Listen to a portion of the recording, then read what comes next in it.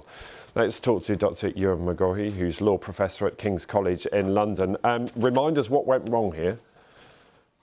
Well, I think the main thing is since privatisation in 1989, water companies like Thames Water have been paying out billions and billions of pounds in dividends to shareholders, accumulating endless debts. And so the annual report from Thames Water released this morning shows that actually another £158 million in dividends were paid out in March this year, while Thames Water is proposing to put up bills by 44%. The CEO was paid £1.7 million in total pay, and there were 350 separate pollution incidents just in the last years. So what's really gone wrong is the broken nature of the system.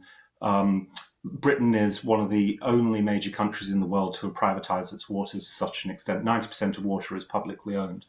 And so we've got a lack of infrastructure from a lack of investment, which really comes down to too much money going into private shareholders' hands. Is public ownership always the best solution, though? If you look at, for example, the railways in the 80s and 90s, they were not run efficiently, and that's why they were privatised. Is there not the same argument applicable here?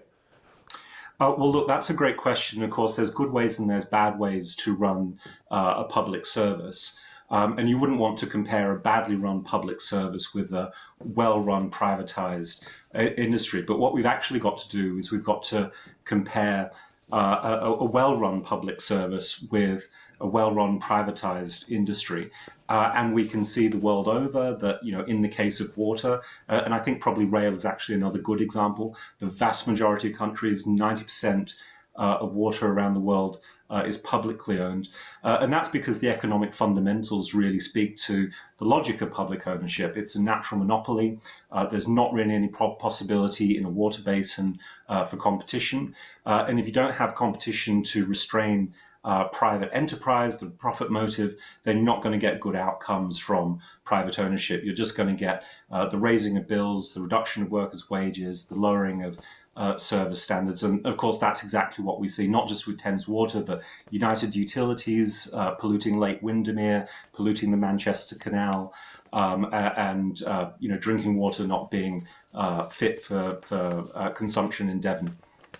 OK, good to talk to you. Thank you. Dr. Ewan McGorry there, law professor at King's College in London. Thank you.